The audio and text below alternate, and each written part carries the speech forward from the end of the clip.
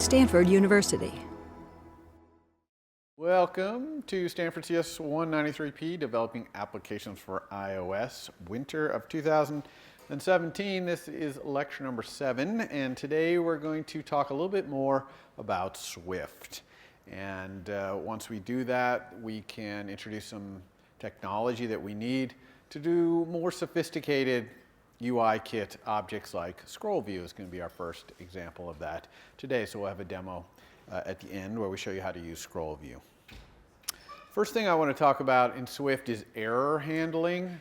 So far, we have not called any methods that can generate an error, or what we call throwing an error. And we can always tell these methods, though, really clearly in any API, because when they're declared, they'll have the word throws after it. And throws means that somewhere in the processing of this method, it's possible, but not guaranteed, that it will throw an error. Okay? So when it throws that error at us, we have to catch the error. And the way we catch it is, well, first of all, every time we call a method that can throw an error, we have to use the word try. Okay? So we have to try that method because it might fail. So that's why we use the word try. But if we want to catch the error that comes back, we actually have to do that little try inside what's called a do construct. So we have to say do, open curly brace, and then some code that has some tries in it, and then close curly brace, catch. Then let error is going to allow us to grab the thrown error into a variable, in this case called error. We could say let any variable name we want. That's going to be the variable that has the error in it. And then in that curly brace, we handle the error. And then after we've handled it, our code continues. Okay? So we caught the error, we deal with it, we keep going. If we want to, and if our function throws, we could rethrow the error by using the keyword throw there in our second little curly brace space. Now this error that gets thrown to you, it does have to be of a certain type. The type is called error. It's a protocol, which I'm going to talk about later in this lecture, but it's a pretty simple little type. And in UIKit, when UIKit methods throw an error, they throw an error of this type NS error. So you can go take a look in the documentation for NS error and see what an NS error is. It has an error code, it has an error domain, like where the error occurred, and it even has some things like a description of what happened, why it failed, things like that. Now, sometimes we call a function that throws and we know for sure it's not going to fail. This is rare that we know this, but if we're certain about it, we can use another version of try, which is try exclamation point. And just like exclamation point means to force it in an optional, exclamation point here means to force it essentially. And if we call context save right here, whatever that function is, if we call it and it throws, our app will crash.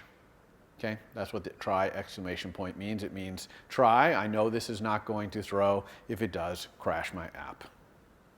There's yet another try though, which is try question mark. Try question mark means try to call this method that throws, and if it does throw, just give me back nil. Well, for that to work, of course, the variable that we're assigning the result of this method, I called this one error-prone function that returns an int, whatever that returns is now going to return an optional version of that. So error-prone function that returns an int obviously, but x, this let x equal, that x is going to be an optional int for obvious reasons, because if error-prone function that returns an int throws, it has to throw nil back at us. Okay? So that's what try question mark is. Try question mark is give it a try. If it fails, just give me back nil. If I do this try, I don't get to look at the error. I don't know what it is. I'm ignoring the error here. Okay? I know there was an error, but that's all I know in the try question mark case. So it's a very simple error mechanism, works quite well in Swift. They really learned the lessons of some other languages that have more overwrought, overcomplicated throwing of errors that are throwing up call stacks and all these things. Swift is very straightforward. This is the entirety of the error processing. All right. Now they're a completely different topic, extensions. So an extension allows you to add a method, or a var even, to another class or struct or enum that you may not even have the code to. Okay? It's called extension because it extends that class. So here's a concrete example, help you understand why we might use an extension. Remember when we did our app last time and we went to our storyboard and we wrapped the detail of the split view in a navigation controller and it broke our code, right? It broke our code in Prepare for Segway because that code was looking for a face view controller and it found a navigation controller instead.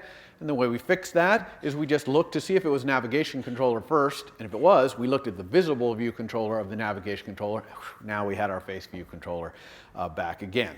Now we could put that code into an extension of UI view controller by creating a new var. You can see it right here, called content view controller. We can call it a new var anything we want. I like content view controller because if it's a navigation controller, it's the content. If it's not a navigation controller, it's just self. It's the view controller itself, it's its own content. And so I can add this. So I'm adding this var actually to UI view controller. So now UI view controller understands this var. It has this new var. Now I didn't subclass UI view controller to do it. I just extended UI view controller. So UI view controller and all subclasses of UI view controller will now have this var. And it makes that code that we had in Prepare, which looks something like this. The green part is the same in both places. It changes that code with all that to just this simple line of code. The Segway's destination, content view controller as my MVC. Okay? I think that slide says destination view controller, but really that should be segway.destination.content view controller there. Okay? So it just cleans up our code in Prepare for Segway. But the extension that we add to UI view controller is purely a UI view controller thing. It has nothing to do with our emotions view controller or anything like that. We purely extended UI view controller to have new functionality. Okay? Now, extensions inside their code, they can refer to self, and when they refer to self, they mean the class they're in. So in this case, this self means the UI view controller that is executing this var, which makes sense, right?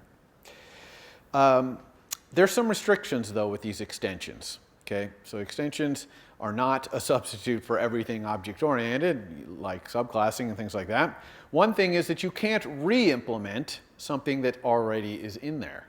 So you can't override or subclass with extensions. Okay? You can only add new things that aren't there. And in fact, if UI view controller were to have implemented this var, content view controller, its version would win. The extension would not win.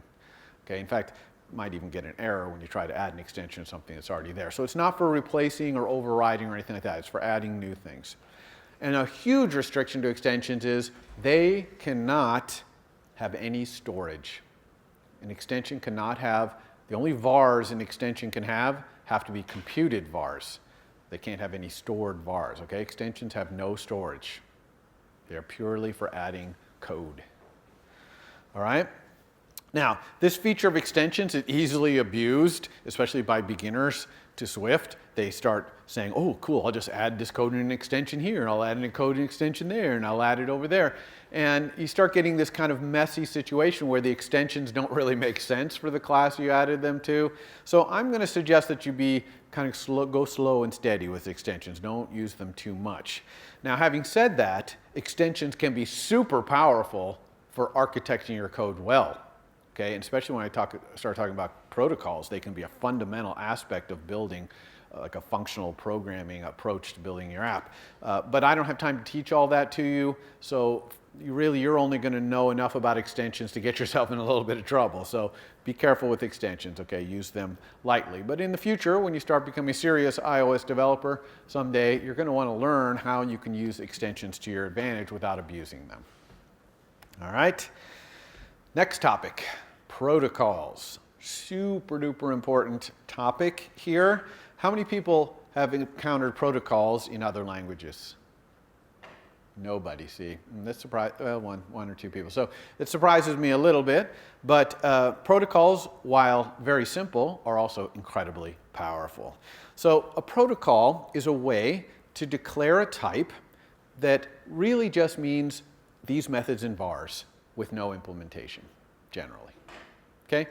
That's what a protocol is. A protocol, as you'll see, is a type, but you're essentially just defining a few methods or even some vars that are part of this protocol. And then we're going to use the protocol, as you'll see, to define our APIs better. It allows you to create an API that lets the callers pass anything they want, any class or struct or enum even they want to this API that you create, but it allows you, who's receiving it, to ensure that that class or enum or struct implements certain methods or vars that you need. Okay? So that's what this is all about. It's about API design. We want to build API so we can express in our API exactly what we want and no more. Okay, just the methods and vars we need to do whatever this function is going to do or whatever, and not extra stuff. So a protocol is just a collection of method and property declarations. That's what a protocol is. But a protocol is a type. It's a full-fledged type. It serves any place you can use a type, like a float, you can use a type that's a protocol. Okay? Protocols are first-class types, absolutely first-class types. The implementation of the methods and vars in a protocol, since a protocol is just the declaration of them, where does the implementation happen? Well, mostly it happens in classes and structs and enum that claim to implement that protocol or conform to that protocol, we say. Okay? So if I'm a struct and I want to say, yes, I want to conform to protocol X, then I have to implement all the methods and vars that are in protocol X, right? Because protocol X is just a declaration of them, it's not an implementation.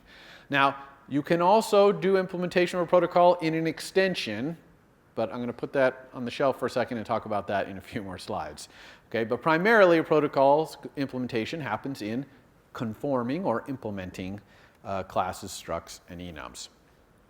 Now, the three parts to a protocol. One is the declaration of the protocol. That's really simple. It looks just like declaring a class or a struct or an enum, but there's no implementation. Okay? The second part is the class or struct or enum that claims to conform to that protocol, that claims that it implements that protocol. And then, of course, there's the actual code that that class, struct, or enum that claims to implement the protocol actually does implement the protocol. So that's it. Those are the three parts of using a protocol, both the declaration and then the implementation. Now, I'm going to talk about a feature with protocols called optional methods. This is not optional like the optional type. This is a different optional. It means that the methods in the protocol are optional. You don't have to implement them, and you can still say that you implement this protocol. Now, this is an Objective-C thing.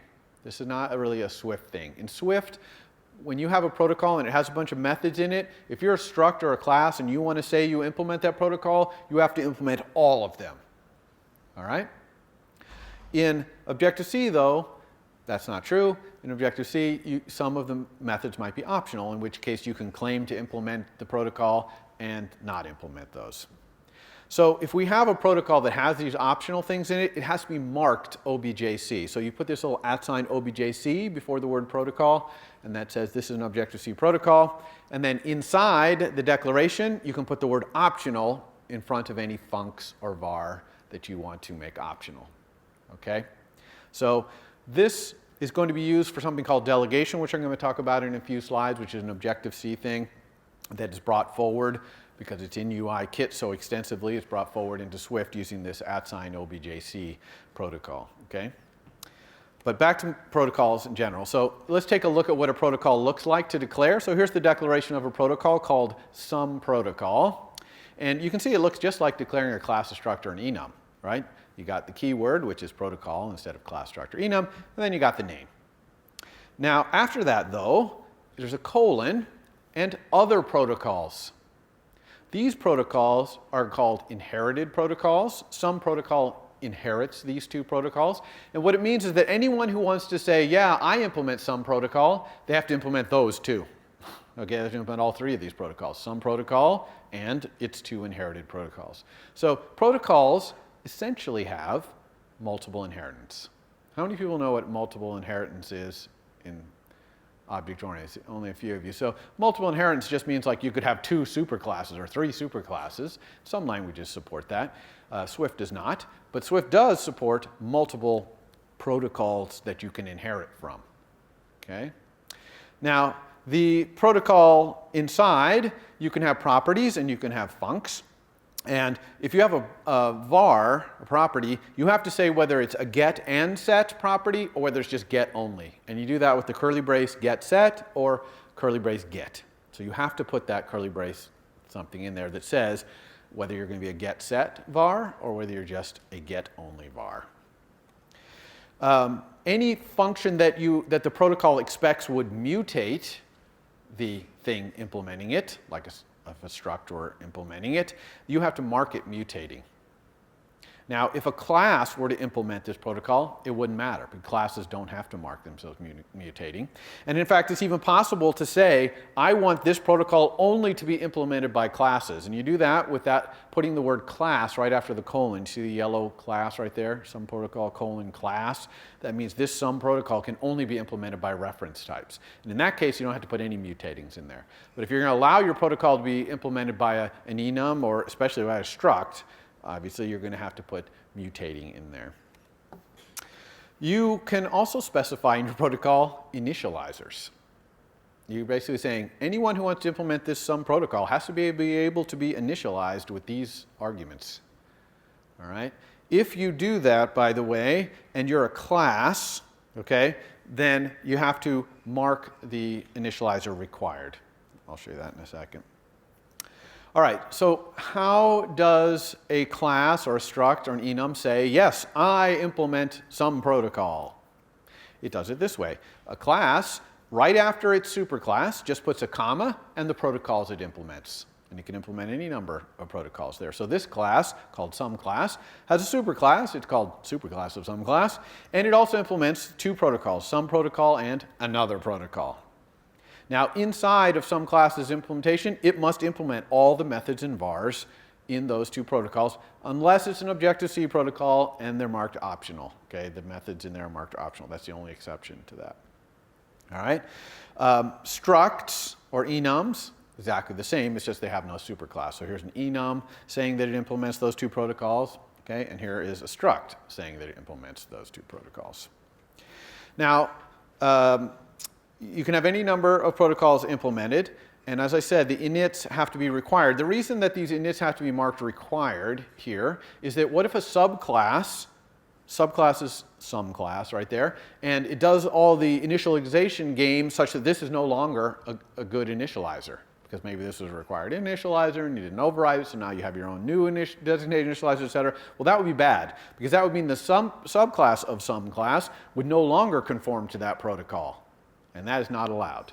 If a class conforms to a protocol, like some protocol, all of its subclasses have to continue to do that. And they'll inherit that from their superclass, except for inits are the one thing that can be uninherited by the rules of inits. Okay? One thing that's very interesting is that you are allowed to add protocol conformance to a struct, a class, or an enum using an extension. Okay? As long as you can do it without any storage, you can do it in an extension. You just say extension, something, where something is the class, struct, or enum, colon, some protocol. And that's saying I'm creating an extension to that class, struct, or enum that implements this protocol. And then inside that extension, you have to implement all the methods of the protocol. Okay, understand what I'm saying there? Okay. Let's talk about protocols being types. What do I mean when I say a protocol is a type? So I got an example here. I've got a protocol called movable, and it just has one function in it, a mutating function called move2point. Now I have two data structures here. One is a class called car, and it's movable. Okay, the car is movable, but the car has other methods like change oil. You can change the oil of the car. And similarly, I have this struct called shape. It also implements movable. Look, see, mutating func move2point. It actually implements that. But it also has a function called draw, because it's a shape and it can be drawn on screen. All right? So all three of these implement this, all two of these classes implement this protocol move2. Do you see that? So do you see that they're all movable? Okay, a car is movable, a shape is movable. That's how we would describe those. So I created two little vars down here, a Prius, which is a car, of course, equals a new car, and then I created a square, which is a shape, of course. So I've got a Prius and a square here, and let's see what we can do with the Prius and the square.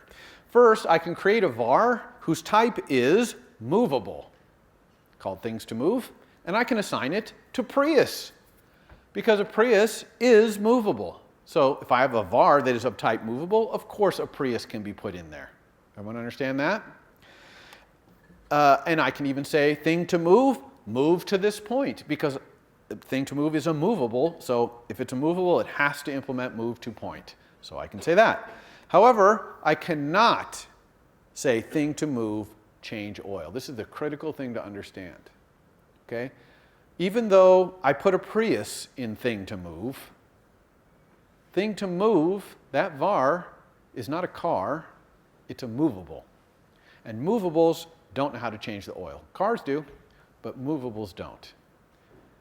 So what matters is the type when it comes to sending the messages, not what's actually in there. Everyone understand that? Now, of course, I could also say thing to move equals square. That's perfectly legal as well. Okay, square is not even a class, it's a struct. Okay, it's not a car, it's a shape. But they're both movable, so that var, thing to move, which is of type movable, can hold either of those things. In fact, I could even create an array, things to move, which is an array of movable, and then I could put a Prius and a square both in there. Even though they're completely different classes, types of things, okay? They can both go in there because they're both movables. So the type of thing in that array is movable. What it actually is doesn't matter. Okay, everybody cool with that? All right, I could also have a function that takes a movable as an argument, like slide, that takes a slider, which is a movable, and I can say slider, move to that position, because the argument slider is a movable, so we can send move to. And I could say slide a Prius, slide a square. Works perfectly fine. By the way, you can have arguments to functions that require multiple protocols. For example, I could have a function slip and slide, which has a parameter x, which is both movable, and another protocol, which I haven't shown here, called slippery. And that's what the ampersand means. It means both of these protocols. So that inside slip and slide, I could send x movable things like move to, and I could also send it slippery things, whatever those are. Note that I can't say slip and slide Prius, because Prius does not implement slippery. Okay, Prius does not conform to the slippery protocol, so cannot pass in there. Swift would not even let me call that. Okay, everyone understand what I mean now by a protocol as a type? It's just a type, and anything that conforms to that type can be stored in something or passed through in something of that type. Now, I'm going to take a couple slides here and talk about the advanced use of protocols. I'm not going to ask you to do that in the 9 or 10 weeks we have here, because it is kind of advanced use, but I think it's important that you understand that this exists, because all of Swift's standard library, arrays and dictionaries, all that stuff, is all implemented using protocols. Okay? So one thing that a protocol can do, that I'm not going to ask you to do, is that it can restrict the type of a generic. Everyone knows what a generic is, right? An array of angle bracket T means that the array can hold any type in there. But that T, that array of T, could be restricted to things that implement a certain protocol. So here's an example, which is range. When I showed you range a few lectures ago, I said it was sort of range angle bracket T. Okay, the reason it was only sort of range angle bracket T is because actually range bound, or T, bound is just a variable name basically for that type, colon comparable. Okay, so a range can only be a range of things that implement the protocol comparable. Luckily, ints implement comparable, floats implement comparable, string characters and strings implement comparable, etc. So these things all implement comparable, so you can have a range of ints, a range of floats, whatever. Okay, now why does range want the thing in its range to be comparable? Well, it's because it wants to make sure that its lower bound is always less than its upper bound. I think on the other slide I said it was start index and end index, which is actually not range, the range struct, that's countable range, and those kind of things have that. You rarely use just a straight range. You're almost always using the countable range or closed countable range or one of those. But anyway, so that's why it wants the type that it can be generic for to be comparable. So being able to restrict these generic types by some protocol is really super powerful, okay? Because it allows you to build much more wide variety of generic data structures, because you can make it so that they have to implement certain things to work. All right. Now, also, you can use generics to declare protocols. So you can have protocols where the methods in vars might be a generic type. Okay? So now you can have these protocols, kind of meta, but you can kind of have these protocols that can be describing behavior that can work on generic types, or maybe work on generic types that implement certain protocols. Okay? Now, this is probably hard for you to imagine where this could go, but it really can go. Okay? So you're really opening up a lot of power here by adding generics and constraining these generics using protocols. Again, remember that you kind of get multiple inheritance with protocols, and I'm going to show you an example here with countable range. So countable range is the type of struct you get if you use 3 ... less than 5. Remember I showed you that? Like if you're doing a for in and you want to come 4 to 5 not inclusive, use 3 ... 5, you get this countable range. Well, let's think about what countable range is. Countable range is a struct that implements a ton of protocols. Okay, here's some of the interesting ones it implements. Indexable base, which gives it start index and end index, which I showed you on that slide kind of erroneously as range.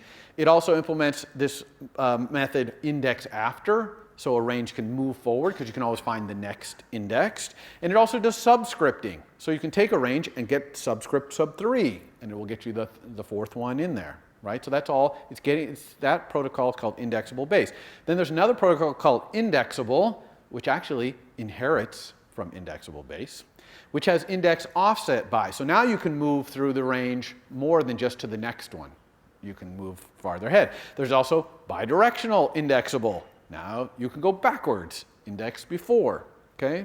So these things like start index, index after, index offset, index before, these are just methods in these protocols. Okay? It also implements this very important protocol called sequence. And the main method in sequence is make iterator, which gives back an object that can do the for in thing. So a range, that's why a range works with for in, because it implements the sequence protocol. And it also implements the collection protocol. Collection is primarily just an indexable sequence, so it implements both those protocols. Things that are collections implement both those protocols. So why does Apple go to all the trouble to take something simple like a countable range and make it implement all these ridiculous protocols? Well, here's why. Because array also implements all those protocols. And so does dictionary and set and string.utf-16 view, the thing that lets you look at the Unicode characters in a string. All of these things do. So they're all sharing the same basic API description of their behavior, even though they're quite different. An array is quite different than a range. A set is different than an array. And certainly a character UTF-16 view is different than any of those things. A dictionary. So these are all different things, but they share the behavior of being indexable, being a sequence of things, being collections of things. They share all that behavior. And so that's described with these protocols. And wait, there's more, because of this thing I told you that extensions can be used to add code to a protocol. Okay? Now, there's a restriction there, of course, because both protocols and extensions can have no storage. So if you extend a protocol and give it some actual implementation by implementing some of the methods in the protocol, you can only use other methods in the protocol, or methods you inherit from other protocols, right? You can't use any storage. All you can do is call other methods and vars. But you'd be surprised how much you can do when you do that. And what that allows you to do, in this case, if you consider sequence, I told you that sequence mostly just makes you do that make iterator thing so that you can for in through the string characters or through the array or through the range or whatever. Well, if you just implement that one method, Apple has provided an extension to the sequence protocol that implements 24 other methods that are based on being able to iterate through, like contains. Is this thing contained in this sequence? Or joined by separator, which will take each thing in the sequence, turn it into a string, and join it by whatever separator you say, like a comma, and give you back a string. Okay? Or min and max. What's the minimum thing? Or the maximum thing? Of course, in that case, the sequence would have to have what? Comparable items. Okay, because you have to be able to compare them if you're going to do min and max. Even those cool functions I told you, filter and map, remember those that took a closure and you were able to map an array from one thing to another? You can do the same thing with a range. And that code is not in array, it's in this extension of sequence. Okay? So now you're actually inheriting true implementation, true functionality. And you're multiply inheriting it. Okay? And you're doing it in a generic way, so that the code works on arrays, string characters, etc., equally. Okay? So hopefully that's giving you some feel for like, whoa, what you could do if you had these protocols, if you designed your API using protocols, and then you could add code like this using extensions, you can hopefully see, and use generics especially, you can see how you could reuse a lot of code. Now, this approach, I actually mentioned it before, okay, this approach of focusing on the behavior of things rather than on the storage is leading to a methodology of programming called functional programming. Okay, and again, I can't teach you that, unfortunately, but I want you to know it exists, and maybe you can take a course here where you can learn about it. If you go out into the outside world, self-teach yourself if you have to. It's a very powerful mechanism for programming, and it's really, the protocols and generics play right into this because protocols and generics are all about the behavior of things, not about their storage. Okay?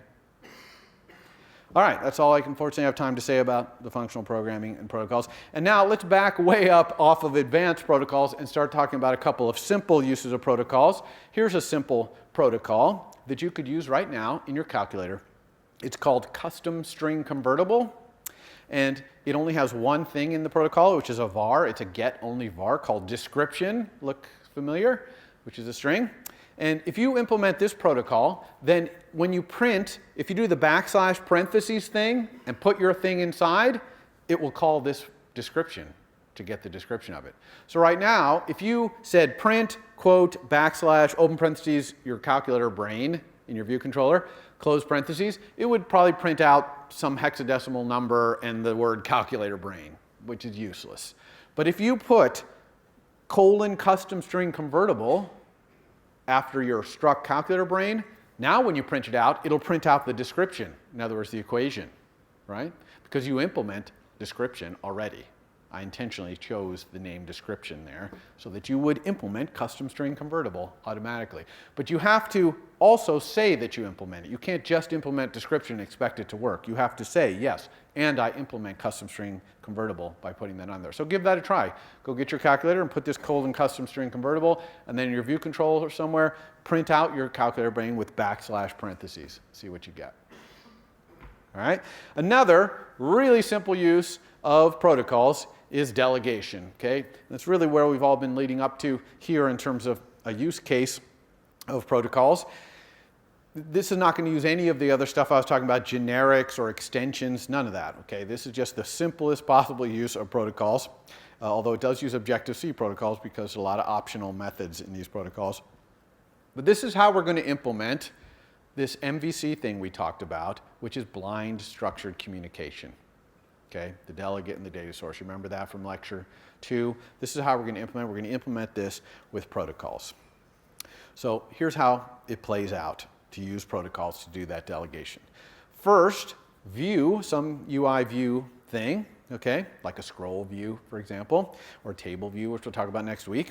It declares a protocol which has all the will and should and did methods I was talking about. So I will scroll to here. Should I allow scrolling in this direction? Those kind of methods. It implements a protocol that just has those methods listed in it. It's going to be an Objective-C protocol. They're almost all going to be optional. All right?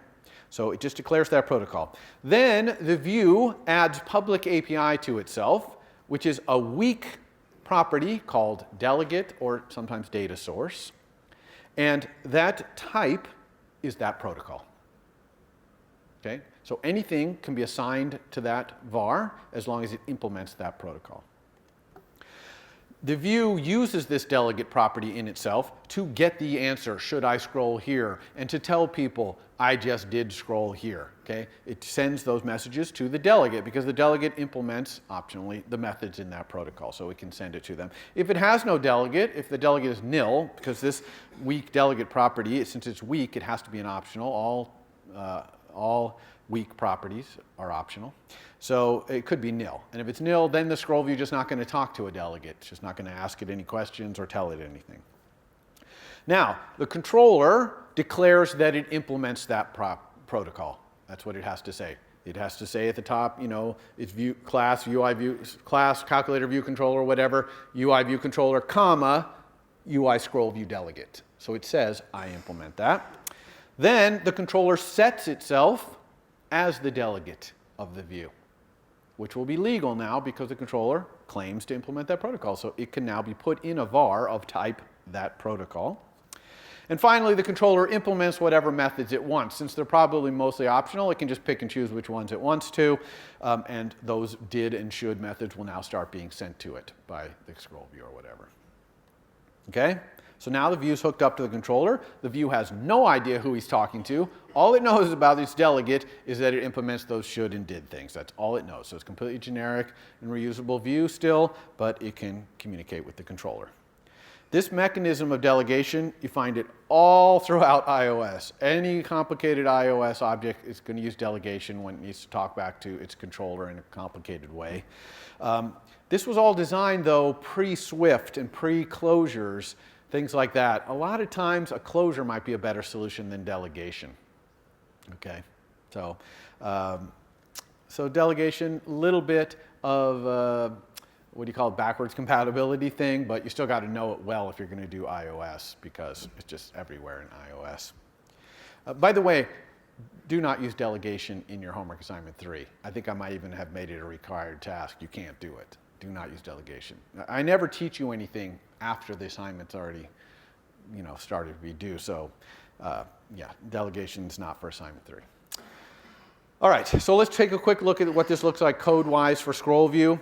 First scroll view is going to have a var called delegate. It's going to be of type UI scroll view delegate optional because it's weak. The protocol UI scroll view delegate looks like this. It's got these optional functions like scroll view did scroll and give me the view for scrolling for zooming in this scroll view, etc. Then the controller is going to say, yeah, I implement UI scroll view delegate by doing the little purple or blue or whatever code that is. And in view did load, the view controller is going to say, scroll view's delegate is me. So scroll view, please send me all those messages. And then it would just implement whichever of the methods it wants. Okay, and we'll see this in the demo I'm going to do today as well. All right, so that's it for delegation. Let's move on now to the class here, the first class that uses delegation. It's scroll view. Before I talk about scroll view, I want to show you a little bit how scroll view works. This ancient video I have, this is like, I don't know, iPhone 1 or something. But if you look at the way it's scrolling, it actually is very sophisticated. It can have a horizontally scrolling thing, like the stock charts, and inside of it have vertically scrolling scroll views. So that's scroll views inside scroll views. Okay, and scroll view is smart enough to know whether you're swiping sideways or vertically to make it scroll. Okay? Now, let's talk about how you put something in a scroll view so you can scroll around in it. You do it by adding subviews to it. So let's review how we add subviews to a normal view. So I create a view like a logo view, and I set its frame, which is where it's going to be in its super view, and then I just add it to its super view. So here I'm saying view.add subview logo. View is probably the top level view in my view controller. We know that there's a var called view for that.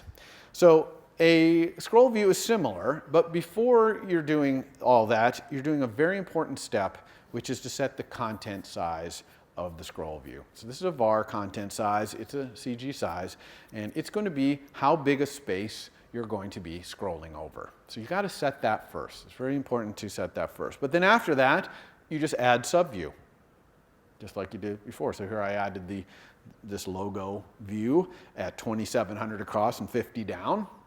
Okay, and that's it. So now the scroll view is going to scroll around. Oh, here I added another one. Let's add 2 views. Okay, we got 2 views in there. And now the scroll view is just going to scroll around on this content area. See, it's just scrolling around. In fact, you'll even see the white of the content area while you're scrolling around if you do that. Now, of course, you can reposition the views. Let's put this big aerial view up in the corner, and then let's put the Stanford logo so that it overlaps it. And then we can always change our content size anytime we want to not have any extra space, right, and contain the whole thing. So if we do that, then when we're scrolling around, we're not seeing the white background there. Okay?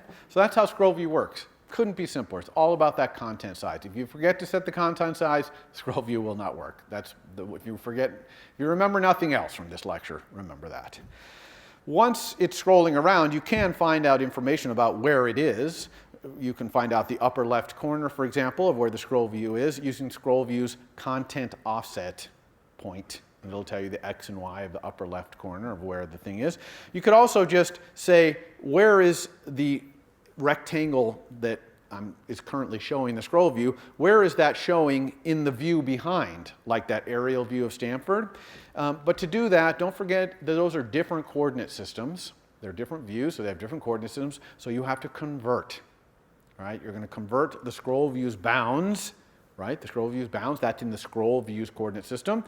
You're going to convert that to the coordinate system of the view, like aerial. See, I'm doing aerial.convert up there, I'm converting that rectangle. Now, why are those rectangles not the same? Well, a lot of reasons. One, you're panning around, so it's always changing. Two, you might be zoomed.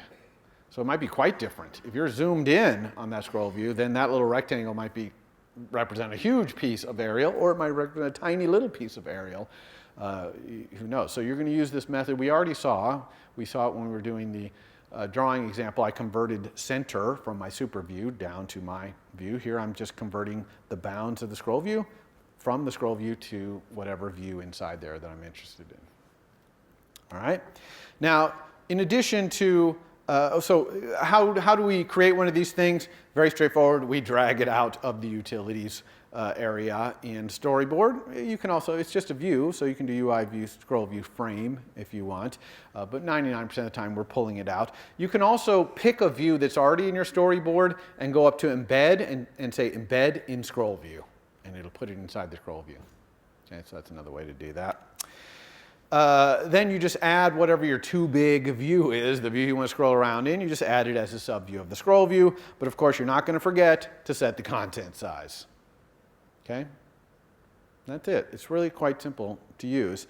And you can scroll around in there programmatically. Obviously the user is going to have their touch and they can pan around, but you can do it too by saying scroll rect to visible, and it'll take a rectangle and make it as hopefully entirely fit on screen. It'll do the minimum amount of scrolling necessary to get that rectangle on screen. You can do a lot of other things in scroll view I don't have time to talk about, like controlling that behavior where it only scrolls vertically or horizontally, and it'll kind of on first motion, it'll figure out which one you mean and do that. You can flash the scroll indicators when the thing appears on screen. You can also offset the actual content that you're scrolling over by a little bit. This happens a lot in navigation controllers. Sometimes the bar at the top, which is semi-opaque or semi-transparent, is not transparent enough for the application of this, whatever you're looking at in your scroll view. So you'll offset it a little bit, the content you'll offset by that height of the navigation controller. So there's a whole bunch of stuff in there you can't really talk about. Another big piece of this is zooming. So we've talked about panning around in the scroll view, but you can also use a pinching to zoom in and out. So zooming in and out, the way that works, all UI views have a property called their transform. It's an affine transform, which means it has translate, scale, and rotate. And when you pinch on a view, all it's doing is affecting the scale of its transform. It does nothing else. Now, that for most views, for all views, that's going to scale the bits up. So if you zoomed in really big, you'd have really big pixels. It would look really grainy.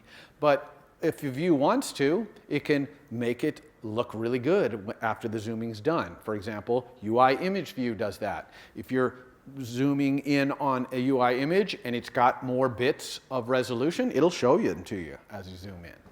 And you could do that, for example, with your calculator. If you had your calculator in a scroll view, which you're not going to, but if you did, if you had the graph part of it, you could, when it pinched in, when it was done pinching, you could redraw the graph to give it nice, smooth curves, right? So it wouldn't be all pixelated. All right? I'll show you how to do that in the next slide. So two things about zooming in a scroll view, though, that you have to know. One is you have to set the minimum and maximum zoom scale. So that's how far you'll zoom in and how far you allow to zoom out. And by default, these are 1.0 and 1.0, meaning no zooming in and no zooming out. So you have to set these to something. So if you set the minimum zoom scale to 0.5, means you'll zoom down to half its normal size. And if you set the maximum zoom scale to 2.0, it means you can zoom out to twice its normal size. All right, so you can decide how much you want to let your user zoom in and out. The other piece is you need a delegate method. Zooming does not work without delegation, and so you have to implement this delegate method called view for zooming in scroll view. And all you have to do is return the view that's in the scroll view, one of the subviews, the one that you're going to zoom on. Okay, and this is the one whose transform is going to get transformed. All right? So, and of course you can zoom programmatically as well. It's not just pinching to zoom. You can set the zoom scale. Here's some examples how to do that. So here I set my zoom scale to 1.2. Now I'm going to set it to 1.0. See, it goes back to normal size. 1.2, I'm zoomed in 20%. Okay? Or same thing with a rect. If I put a little rectangle right there and I say zoom to that rect, it's going to zoom that rect out as big as it can be. Or if I had a rectangle that was bigger and I said zoom to rect, it'll zoom it down so the rectangle fits. Okay, it's going to do the minimum zooming to get that rectangle on screen.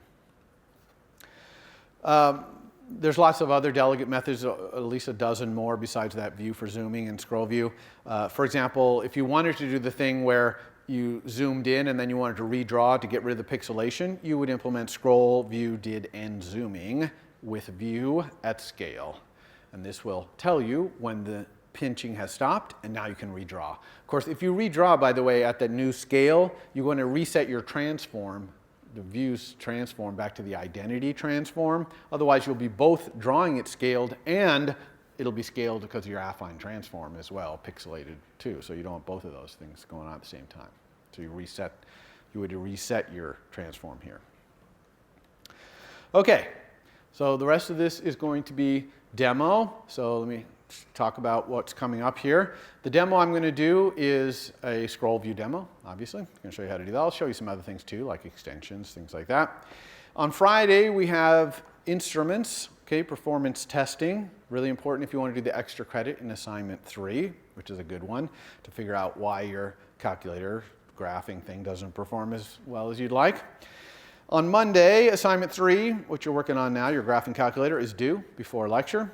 And then the topic on Monday is going to be multi-threading. We're going to take the demo we're doing today, which is going to be very sluggish, and we're going to make it perform a lot better using multi-threading. On Wednesday, we're going to go into table view, a really important part of the UI kit. There will be an assignment, a table view assignment that goes out on Wednesday. It'll be due the next Wednesday.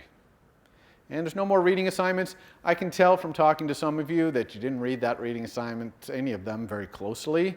And you know, I don't quiz you on it, I don't test you on it, because it's kind of up to you how much you want to learn in this class. It's one of those things where whatever you put into it is what you can get out of it.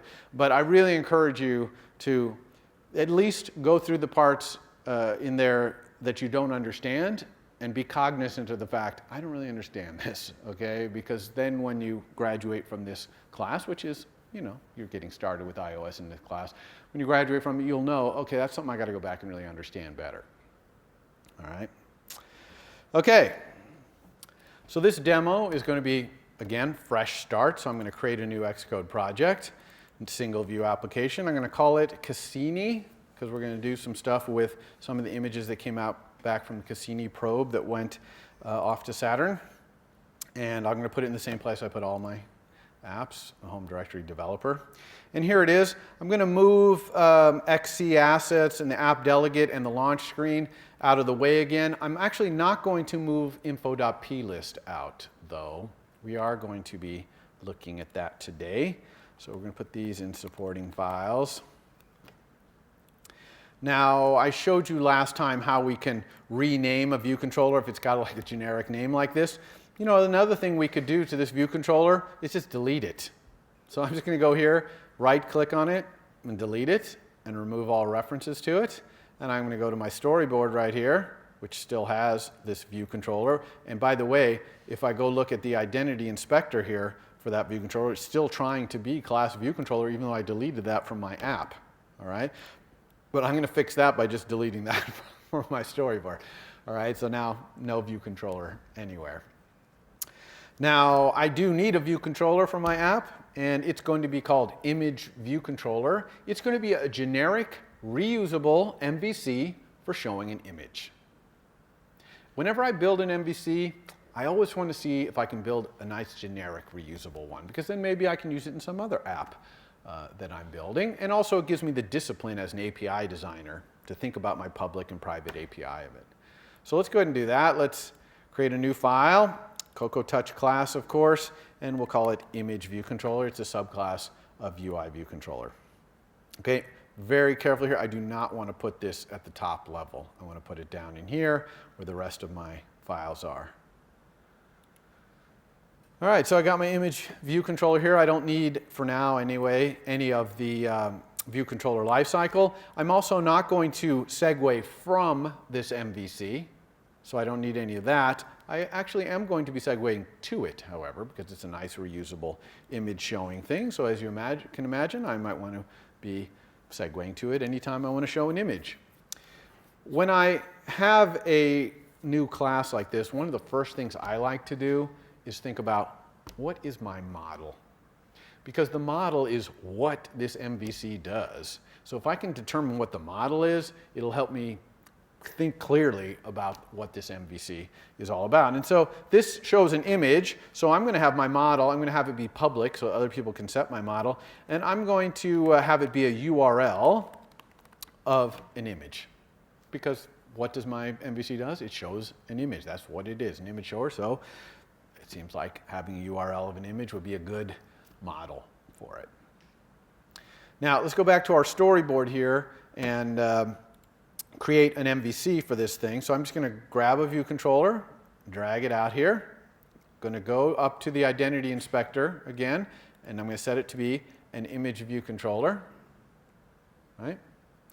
Now, I could start building my UI here by dragging more things in, but I thought it might be valuable a little bit to show you how to build some UI in code. It's going to be simple, but we'll build some UI in code. And what my UI here is going to be at the beginning is just an image view control, or a UI image view, right?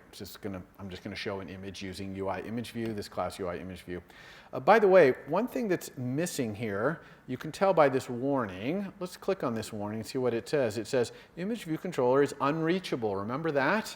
There's no way to get to this. That's because there is no arrow that goes into this anywhere. If I were to run this app, it would crash and say there's no initial view controller. So how do you set the initial view controller? Well, you pick the view controller you want to be the initial one, and you go over here to the attributes inspector, because it's an attribute of that view controller. And down here under view controller, right after its title, is initial view controller. So I clicked that, and look what happened. Got the little entry arrow there. So now when this thing runs, it's going to jump right into this view controller, which is where we wanted to start. Eventually, we're going to have other MVCs, but we'll start with this one. All right, back to my image view controller here. I said I wanted to build its UI in code. I know I need an image view, so I'm just going to start right off with private var image view is a UI image view. And in fact, I'm going to create it right here. There's no reason not just to say this. It's going to create it with basically cgrect0. This is just like saying frame cgrect.0. It's exactly the same as doing that, but we don't need that extra code there. So now I've created this image view. It's in the upper left-hand corner of whatever its super view is. It's not in any super view yet, and it's of 0, 0 size. So it's not that useful, but of course, as soon as I set an image in it, I will resize it to fit that image. And speaking of setting an image in it, I imagine that when I set an image in my image view, I'm going to need to do things like change the frame of my image view and things like that. So I'm going to create a little private var here called image, which is going to be a UI image. And it's going to be computed, and it's going to have a get and a set, so that every time I get or set the image, I can do other stuff. Okay, this is a really kind of simple, clean way to to do ancillary things when you're setting and getting some piece of data. So, for example, when I set this image view right here, I'm going to set this image, I'm going to set the image view's image to be equal to that new value.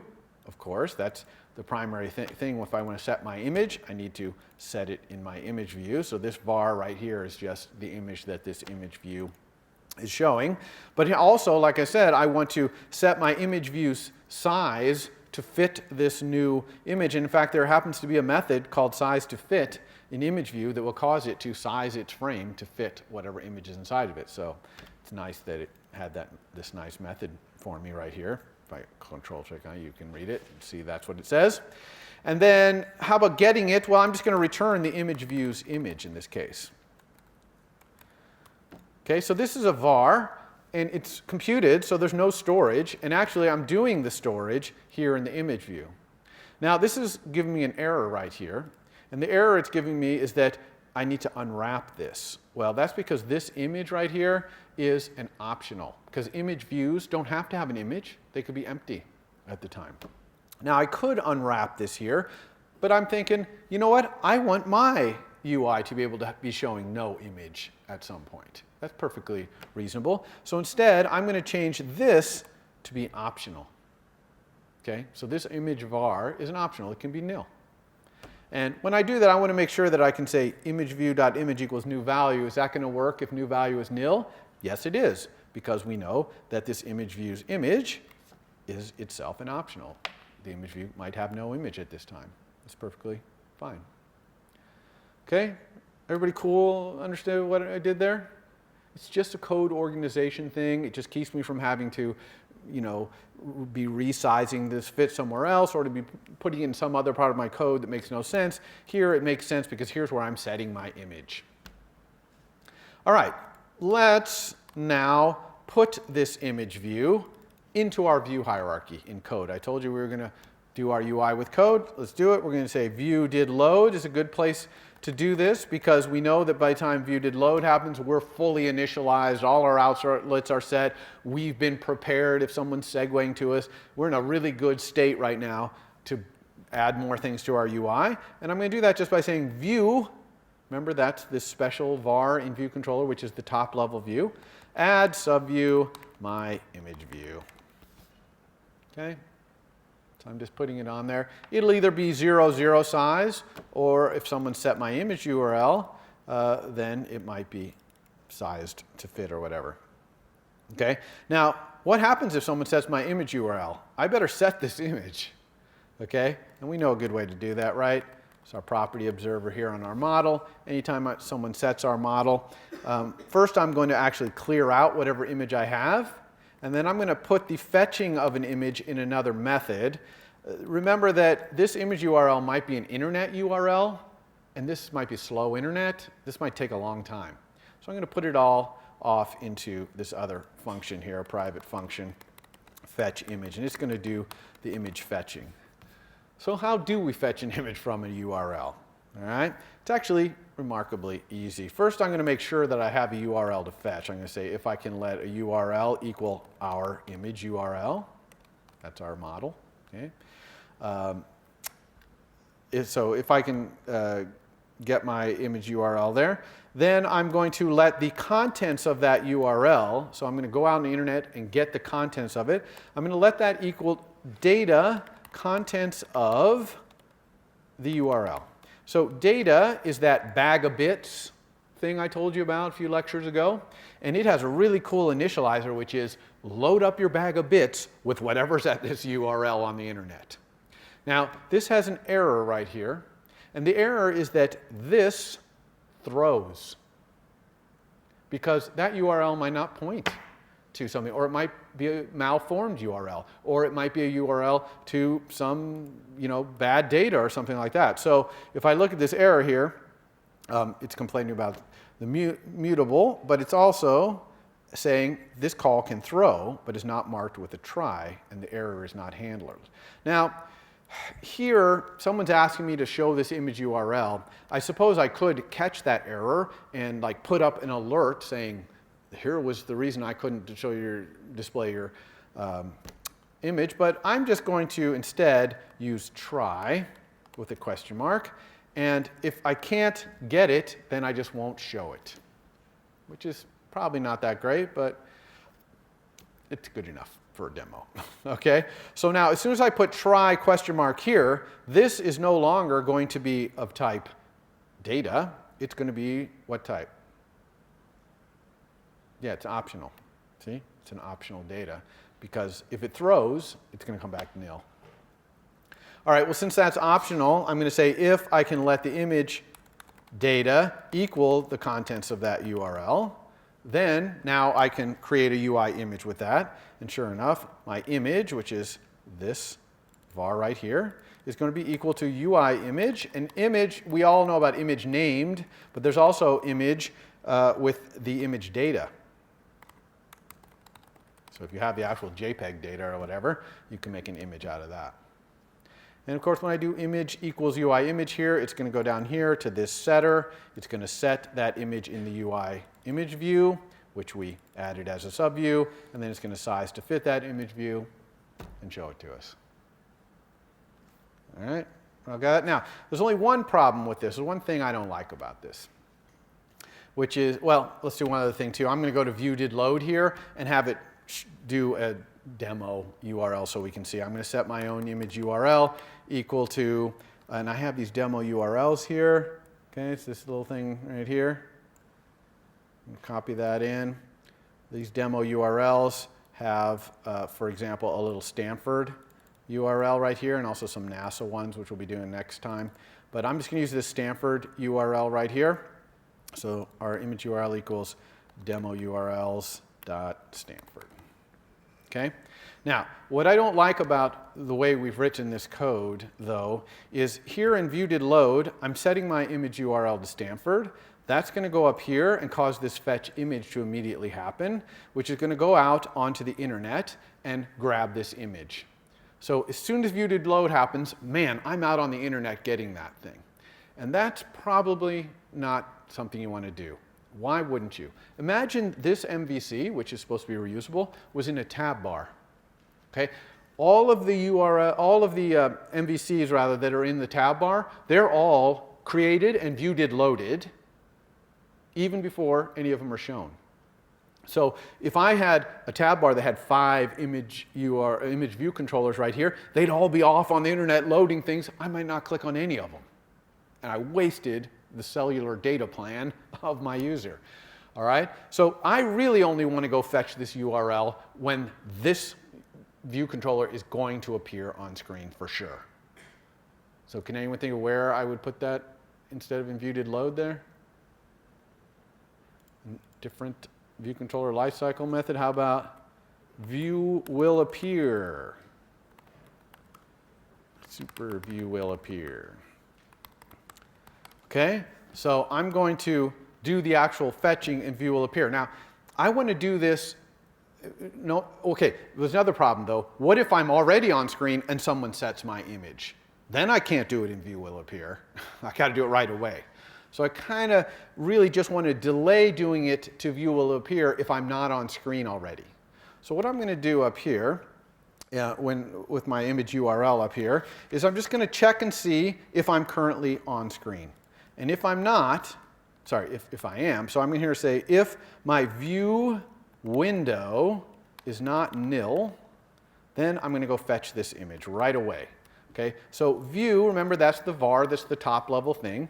Window is a var that is in all UI views. It tells you the window it's in. And if you don't have a window, it means you're not on screen. If you do have a window, you are on screen. So if my view.window is not nil, then I'm on screen, I'm going to go in and fetch. Otherwise, I'm not going to fetch. And instead, down here in view will appear, I'm going to say if my image is nil, so if I don't have an image yet so far, then go fetch it. So you see how the combination of these two things is going to wait to fetch it until view will appear. Unless I'm already on screen, then it'll fetch it right away. So that's at least delaying it. So now if I were in tab bars, when I clicked on the tab, view will appear would happen, and I would load up. And if I did something that caused the image to change, it would change right away because I'd be visible. If I went off screen, they clicked on another tab, my image was changed, it wouldn't change. When I click on it, then it would go get it from the internet. So I'm minimizing the amount of data plan usage if the person is doing it over cell. Okay, so I think we got everything we need here to make this work. Let's try running. Let's go on an iPhone 7. Hopefully our network works on this laptop here. Okay, so it comes up here and it's not showing. Where is our image? We don't have any image. Well, I think I see something in the console down here. Let's see what that says. It says App Transport Security has blocked a clear text HTTP. It's insecure. Of course, we know HTTP is insecure. HTTPS is secure. It says temporary exceptions can be configured via your app's info.plist file. Luckily, I didn't move my app info.plist into supporting files because I knew this was going to happen, obviously.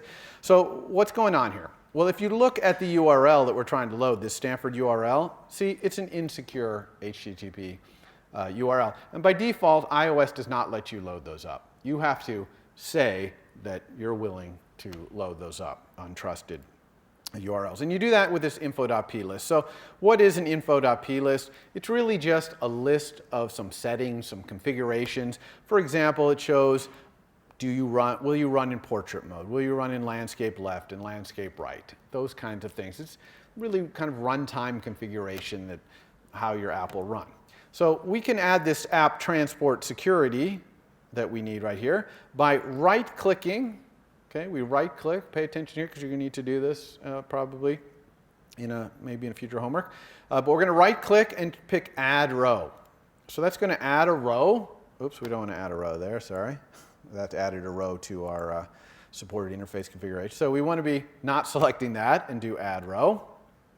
And if you go look in Add Row, right near the top is App Transport Security Settings. You see it right there? So I'm going to click on that. And then I'm going to open the security settings. Don't forget to open those settings. And then hit plus, which will add a security setting. And here you can see the options. And we want the one which is allow arbitrary loads. We'll allow any HTTP URL to be loaded. And we're going to go over here and say that that is yes. So allows arbitrary loads, yes. Okay, so we just add this our info plist. Now when we run our app, we've given permission essentially for the app to load these HTTP non-S URLs. Okay, there we go. Look at that. Woohoo, we got Stanford, and we can even rotate. It's good. Now, of course, we can't see the whole image here, and we can't zoom in. It'd be nice to be able to zoom in. For that, we obviously need a scroll view. So how are we going to put a scroll view in here? Well, this is a good opportunity to show you mixing code for doing your views in code with doing it in the storyboard. So I'm going to put my scroll view in the storyboard, and we'll leave the image view in code. Okay, so you see them both working together. So to put a scroll view here in my storyboard, I'm going to just search for scroll view down here in the utilities window. There it is. I'm going to drag out a scroll view. Here it is. I'm going to use the blue lines to put it in the whole, filling my whole MVC here without even any borders. Then I'm going to use this little reset to suggested constraints, remember that? To have it do the auto layout for me. Then I'm actually going to go up here to the size inspector right here and click on it to double check what it did in terms of constraints. And sure enough, it's done exactly the constraints I want. All right, so we have this. We want to talk to the scroll view. Of course, we need an outlet to it. So let's get our controller on screen at the same time here. And let's control drag. I'm going to put it to scroll view down here by the image view. So let's control drag right into our code right there. It's an outlet. It's a scroll view. Notice it's weak. We talked about why our outlets are weak. I'm going to call this outlet scroll view because that's what it is, our scroll view right there. Now I want to integrate the image view into the scroll view. So I'm just going to, when the scroll view gets set, I'm just going to add that image view as a subview.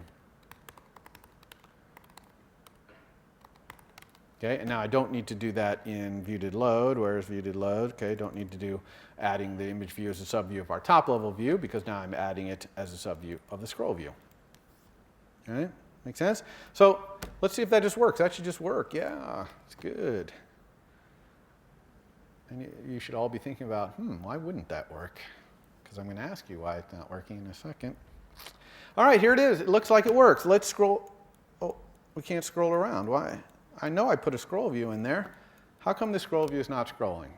Anyone have an idea? Okay, he's saying the two variables, the zooming things. Well, that's true. That's why it won't zoom. But it won't even pan. Why won't it even pan around, let alone zoom?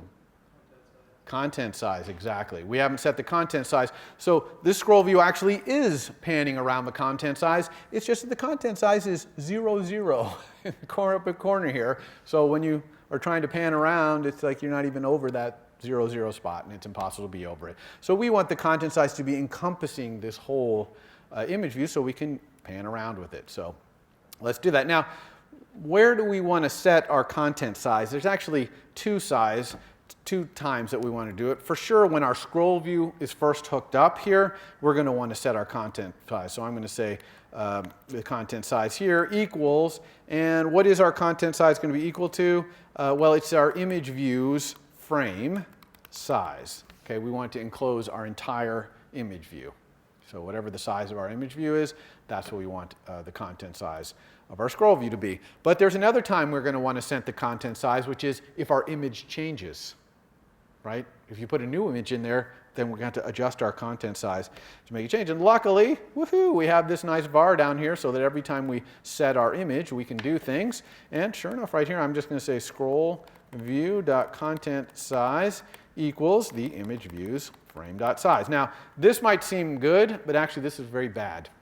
And the reason for that is that if we're an image view controller and we're getting prepared, someone's going to set our image URL. That's how they're going to prepare us, right? So let's follow what that's going to do. So image URL is going to set the image to nil down here. Set this image to nil, and it's going to try and execute this line of code.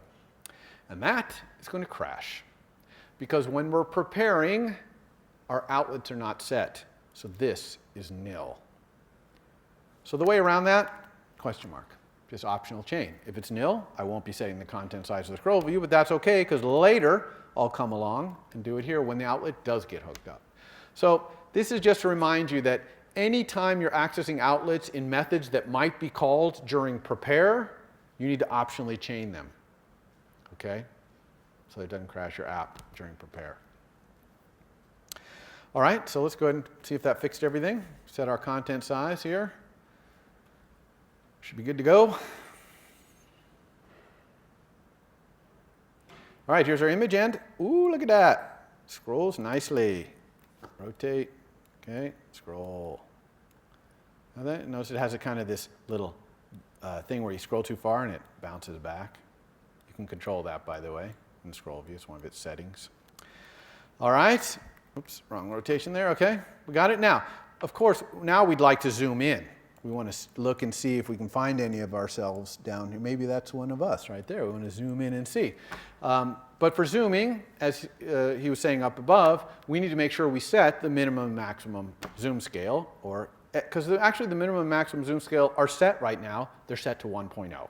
So that's minimum and max means no scrolling.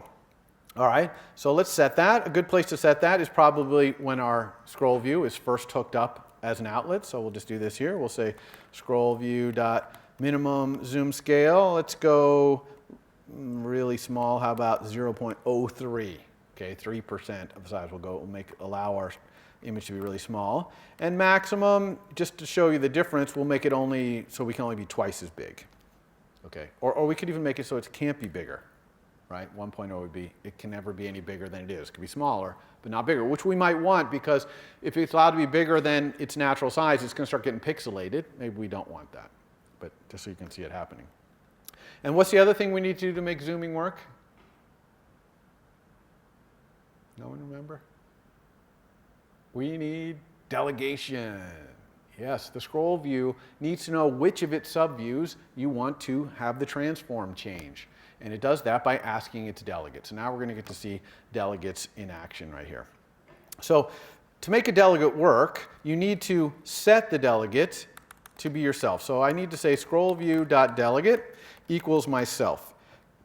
Now this is not legal. This is going to generate an error, and hopefully you can kind of see why. We'll look at the error, and it says you cannot assign the value of type image view controller, which is what self is, to the type UI scroll view delegate, optional. So I told you that the scroll view delegate is an optional UI scroll view delegate protocol, and that's what it is. And of course, self isn't that, even though it doesn't implement any methods, and that protocol has only optional methods, because it needs to go up here and say, yes, I'm a UI scroll view delegate. Okay, so this is this class UI view controller saying, I conform to this protocol. And as soon as I do that, the error goes away, and there's no errors. Even though I didn't do anything, I didn't actually implement the UI scroll view delegate protocol. That's because all the methods in UI scroll view delegate are optional.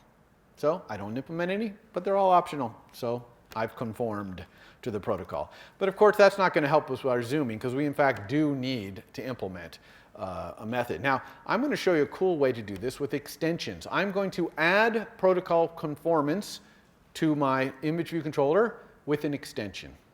And I'm going to do that like this. So I'm going to make it so that it does not conform. Okay, image view controller does not conform. But I'm going to add an extension down here at the bottom of my file, which is an extension to the image view controller, which causes image view controller to conform to the UI scroll view delegate protocol. Okay?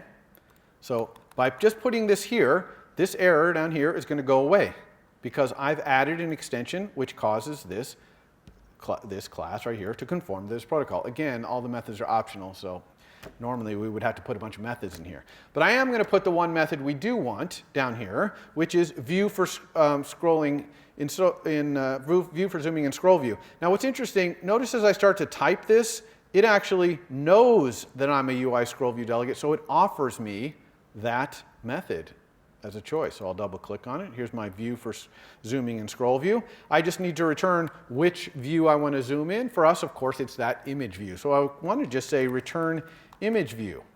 But that doesn't work. Why do you think that doesn't work? This image view is private. Okay? Now, I could unmake it private, but now everyone can see that image view. And that's a little too unprivate. So there's another kind of private called file private. And what file private means is it's private to everyone in this file. Okay? So that allows this extension to see this image view. And it's still private to everyone else. Everyone using my MVC who sees this other files, it's still private. They don't see it. But this guy can use it. Okay? So that's a different kind of private, file private.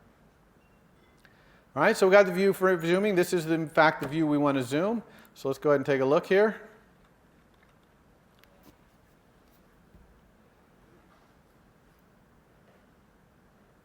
All right, here it is. We can still scroll around. And if we hold down the Option key and get our two fingers here, we can also zoom. Okay, and we can zoom in really small, and we can zoom out. But notice it won't let me zoom any larger than 1.0 because I set that as my maximum zoom scale. All right.